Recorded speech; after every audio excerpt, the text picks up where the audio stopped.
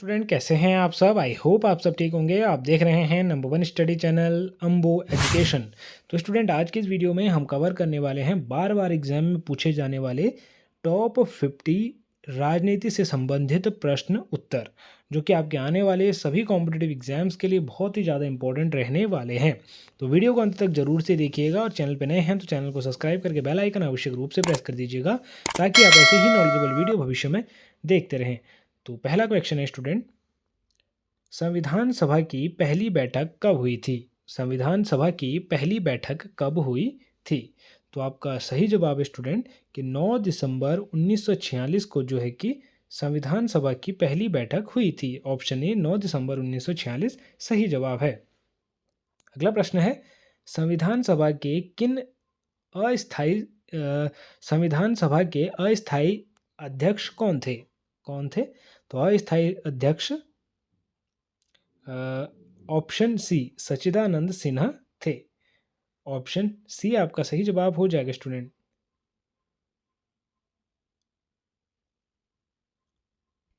तो option C सच्चिदानंद Sinha right answer हो जाएंगे। अगला प्रश्न है, भारतीय संविधान को बनाने में कितना समय लगा। तो भारतीय संविधान को बनने में ऑप्शन ये आपका राइट आंसर हो जाएगा। 2 वर्ष 11 माह 18 दिन का समय यहाँ पे लगा। ऑप्शन ए आपका बिल्कुल सही जवाब हो जाएगा स्टूडेंट। अगला प्रश्न है, भारतीय संविधान में मौलिक कर्तव्यों का विचार किस देश से लिया गया है। मौलिक कर्तव्यों का विचार किस देश से लिया गया है। तो सोवियत संघ रूस से लिया गया है। ऑप्शन डी आपका सही जवाब हो जाएगा स्टूडेंट। अगला प्रश्न है, राज्य के नीति निर्देशक तत्व किस देश के संविधान से प्रेरित हैं। तो ये हैं आयरलैंड के संविधान से। ऑप्शन बी सही जवाब हो जाएगा, आयरलैंड के संविधान से। अगला प्रश्न है स्टूडेंट, भारतीय संविधान में संसदीय प्रणाली किस देश से ली गई है।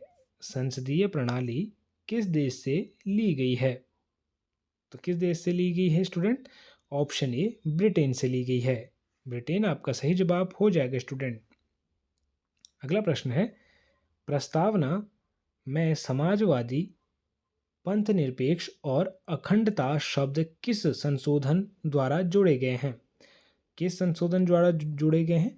42वें संशोधन द्वारा जोड़े गए हैं। ऑप्शन ए सही जवाब हो जाएगा, 42वें संशोधन 1976 द्वारा। अगला प्रश्न है, संविधान सभा की प्रारूप समिति के अध्यक्ष कौन थे। संविधान सभा की प्रारूप समिति के अध्यक्ष कौन थे। तो डॉक्टर भीमराव अंबेडकर आपका सही जवाब हो जाएंगे। डॉक्टर भीमराव अंबेडकर थे। अगला प्रश्न है स्टूडेंट, भारत में कानून का शासन का विचार किस देश से लिया गया है। रूल ऑफ लॉ, कानून का शासन, तो ये ब्रिटेन से लिया गया है। ऑप्शन सी ब्रिटेन आपका सही जवाब हो जाएगा स्टूडेंट। अगला प्रश्न है, संविधान संशोधन की प्रक्रिया किस देश के संविधान से ली गई है। तो ये दक्षिण अफ्रीका के संविधान से ली गई है, संविधान संशोधन की प्रक्रिया।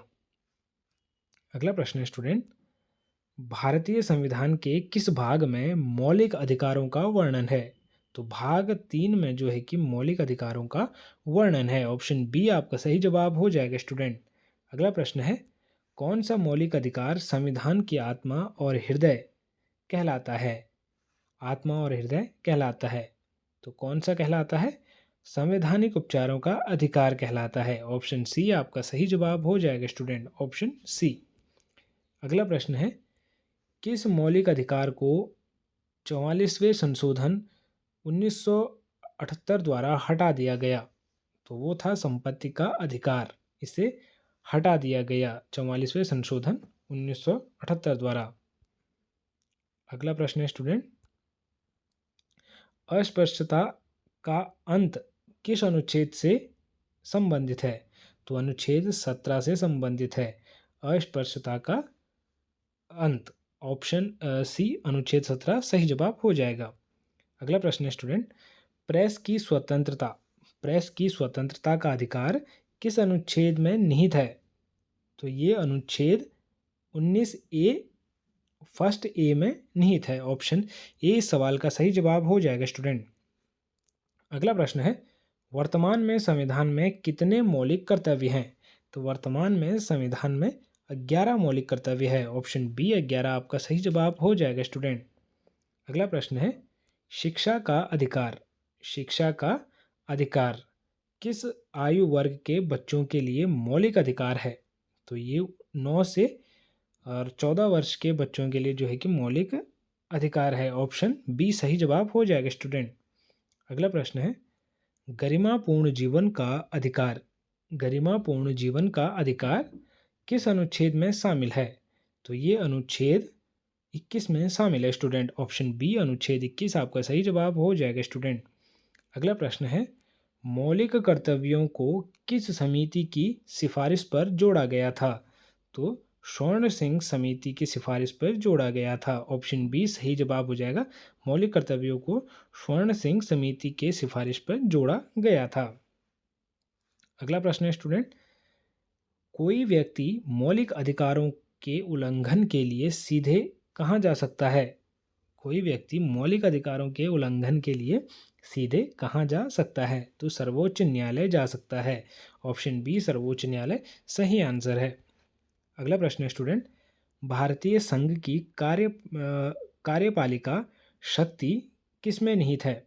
तो राष्ट्रपति में निहित है। ऑप्शन बी राष्ट्रपति में निहित है। अगला प्रश्न है, राष्ट्रपति का कार्यकाल कितने वर्ष का होता है? तो राष्ट्रपति का कार्यकाल 5 वर्ष का होता है स्टूडेंट। ऑप्शन बी आपका सही जवाब हो जाएगा।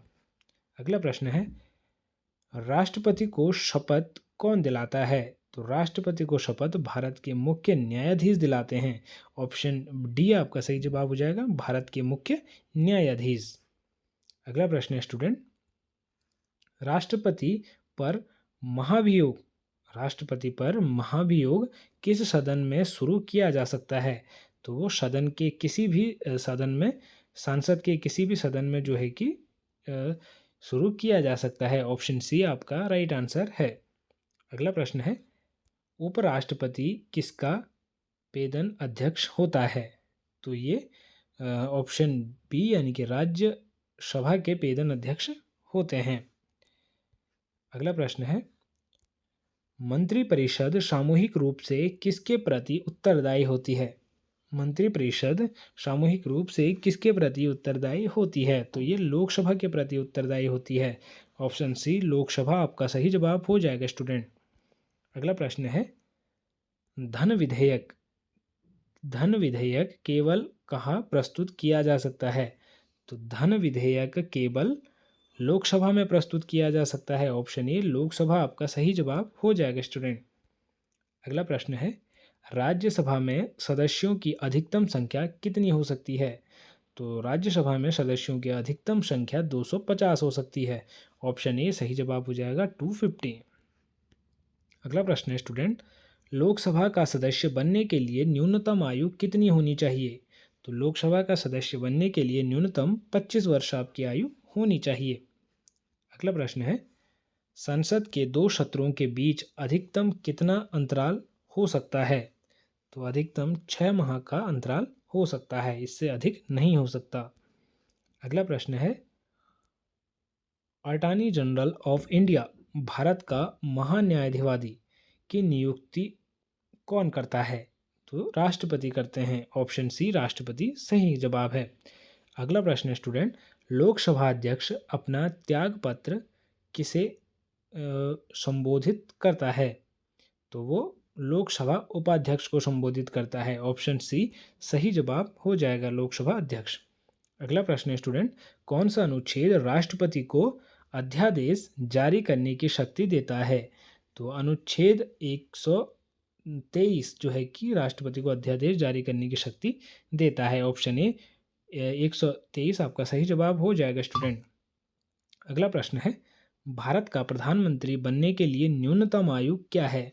तो भारत का प्रधानमंत्री बनने के लिए न्यूनतम आयु 25 वर्ष है। ऑप्शन ए आपका सही जवाब हो जाएगा 25 वर्ष। अगला प्रश्न है स्टूडेंट, किस आयोग ने केंद्र राज्य संबोधन केंद्र और राज्य संबंधों पर सिफारिशें प्रस्तुत की? तो किसने की? सरकारिया आयोग ने की? ऑप्शन बी सरकारिया आयोग सही जवाब हो जाएगा। अगला प्रश्न है स्टूडेंट, राज्यपाल की नियुक्ति कौन करता है? तो राष्ट्रपति जो है कि राज्यपाल की नियुक्ति करता है। ऑप्शन बी आपका सही जवाब हो जाएगा, राष्ट्रपति करता है। अगला प्रश्न है स्टूडेंट, राज्य में मुख्यमंत्री की नियुक्ति कौन करता है? तो मुख्यमंत्री की नियुक्ति राज्यपाल करता है। ऑप्शन बी राज्यपाल आपका सही जवाब हो जाएगा स्टूडेंट। राज्य में मुख्यमंत्री की नियुक्ति राज्यपाल करता है। अगला प्रश्न है स्टूडेंट, उच्च न्यायालय सॉरी